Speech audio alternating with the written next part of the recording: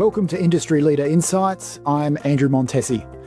Suzanne Newman spends her time where the reverse mortgage industry ultimately needs to be, in the real-world conversations that seniors and their families are having about ageing, housing and money.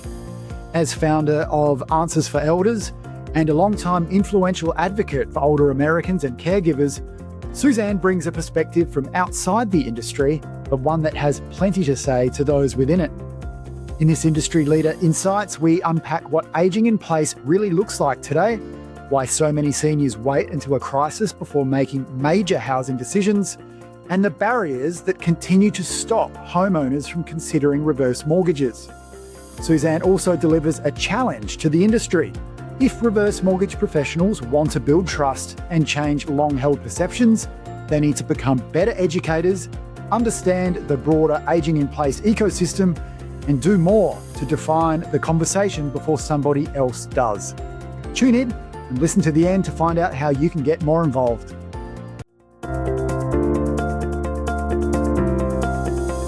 Well, Suzanne, welcome. Well, and welcome to you. Thank you so much for having us. Now, you spend so much time speaking directly with older Americans and their families. Mm-hmm. To kick things off, from where you sit, what are the biggest pressures that seniors are dealing with right now? Andrew, I will say over 90% of baby boomers, as they're turning 65, first of all, when they first turn 65, none of them know a thing because they're completely lost in a world. There's not enough education overall. And then once they start aging and they start realizing, wow, now I have Medicare. Now I have to figure out, all of these different pieces of aging.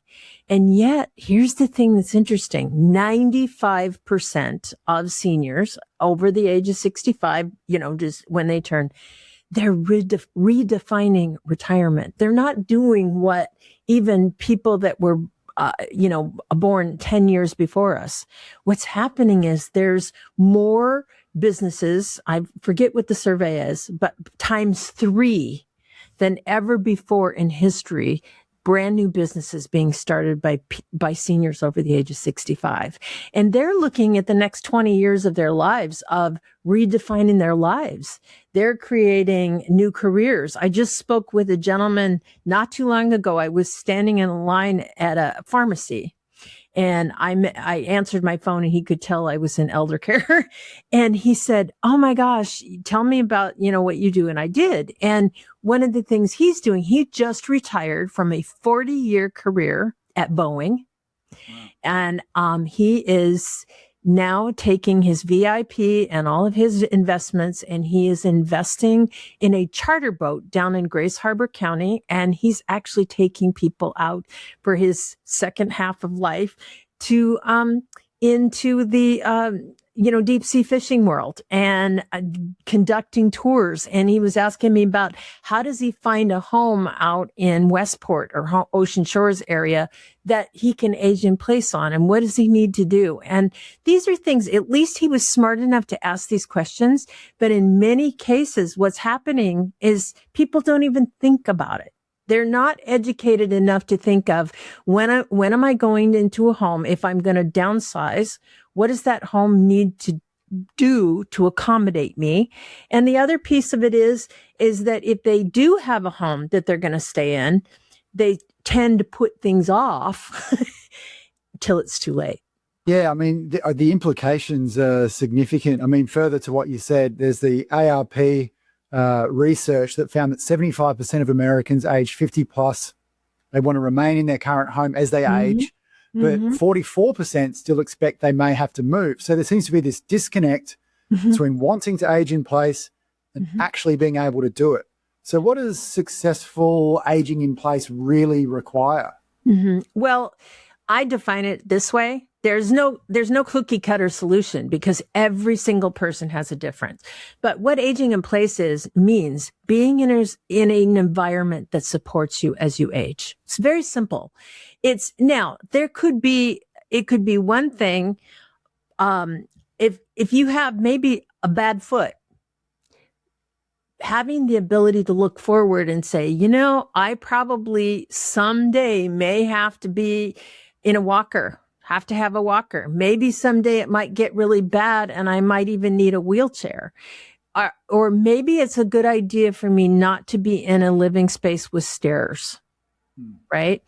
But the other side of it is a lot of people are downsizing or they're co-oping residences. This is a big thing, multi-generational housing. So they'll turn around, mom will sell home and son and daughter-in-law will sell their home and they'll buy a home together. And then what will happen is that mom will live in one part of the house, son and daughter will live in the other part of the house. But here's the piece of it that really gets frustrating to me.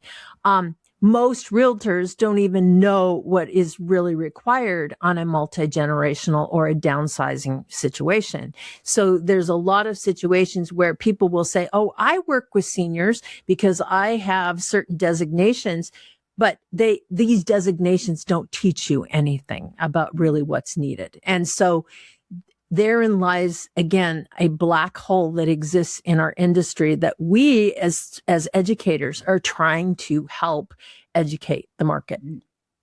Yeah, that's interesting. I mean, when you talk about the significant decisions of multi-generational housing, downsizing, reverse mortgages, whatever, all of these major housing decisions, from what you're seeing, is this being done proactively? Is there much planning involved? Or is it reactive when there's a crisis now? Sadly, Andrew, it's reactive. I would say 90% of the time. I think a lot of us, we don't want to think about aging. We want to think that we're better than what we are. We don't want to spend money on things that we think we don't need yet, quote unquote. There's a lot of things that happen, but one fall can change everything. One fall. And the opportunity in your industry and the reverse mortgage industry is understanding that education is everything in your industry. Not only for the market itself, but for yourselves. And one of the things that, connecting yourself to an ecosystem is so important.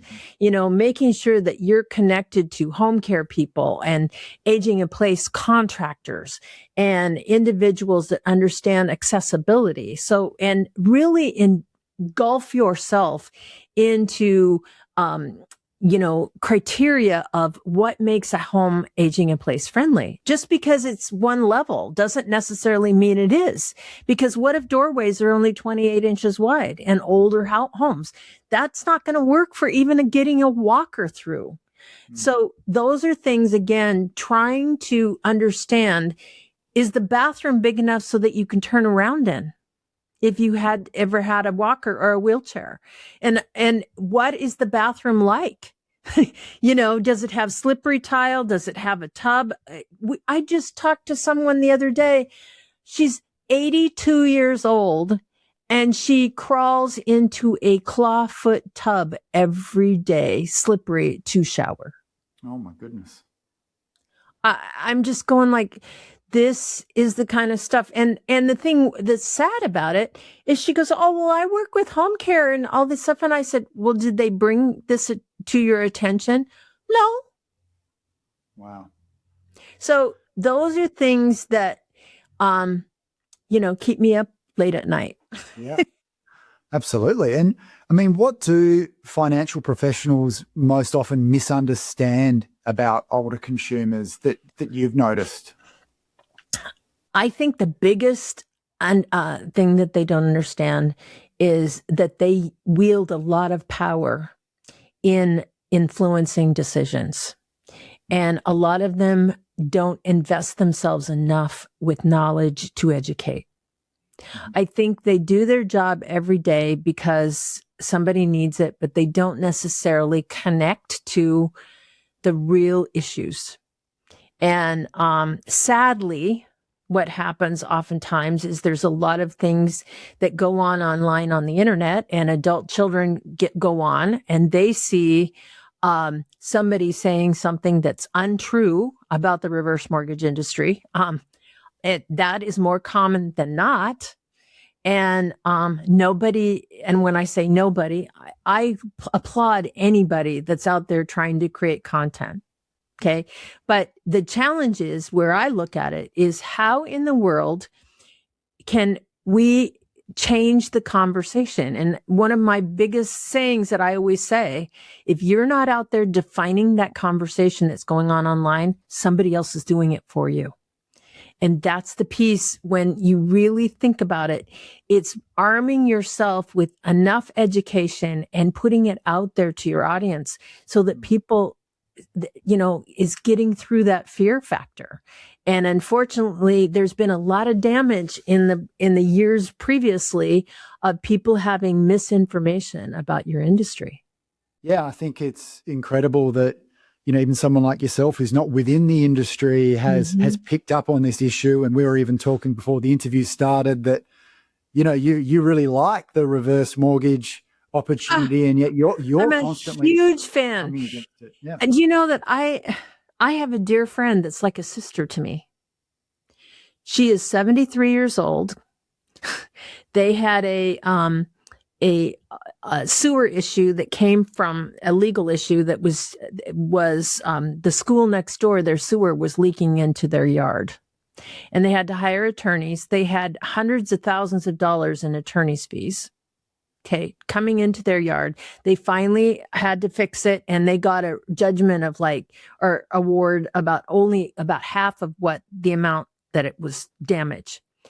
She is actually running an Etsy store, going up and down stairs several times a day to her kiln, as she does ceramics, and trying to pay off an $85,000 legal fee when she's sitting on 2 acres of land in a home that is easily worth $2 million. Goodness me. And I sit there and I look at this and I go, and I sat there with her and her husband. I said, why in the world are you not, the two of you, you're in your 70s, get a reverse mortgage, pay off this thing. You could turn around and get more money for your reverse mortgage. You could turn around and invest that money and make more money than what you would have had to pay for your reverse mortgage. This is the thing that I really don't understand about what people are. It's like, oh, I don't want to do that. I'm going to lose my house. That's not what you're going to do. But that's what goes on online every single day. Just finally, Suzanne, another insight that I'm keen to extract from you for the professionals that are following us here at HECM World is, like, when a senior sits down with a reverse mortgage professional to talk about this stuff, and often with those fears that we've just talked about front of mind, what might be happening in that person's life that maybe the loan officer can't see or isn't aware of? Well, first of all, fear is a big piece of it. They're always afraid of being taken advantage of. And so I always say, what's the biggest question in the back of someone's mind is, can I trust you? And that's constantly going on in someone's mind, especially a senior that feels vulnerable. They are in a situation.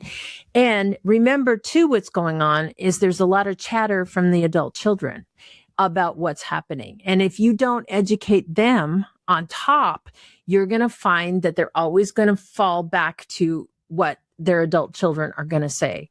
So my feeling is, what is the big thing that you're not seeing? It's the conversations that are going on. It's the doubt of trust. And the only way you can build trust is through consistency. And again, one of the reasons why we are a trusted platform is every single person that we have on our platform is vetted. We know who they are. They have a high rating on social media. They belong to a national association in good standing, and they are leaders in their industry. And we have been very careful for 10 years. And that's why we have the audience that we have, because we have built a trustworthy platform. And I truly believe that's what the key is. Well, Suzanne, before we finish up, I know you've got a little call to action for our audience. Absolutely. And I'm just going to be really honest with the industry. We need reverse mortgage content on Answers for Elders. We're in the process of coming up with a brand new program that involves basically aging in place.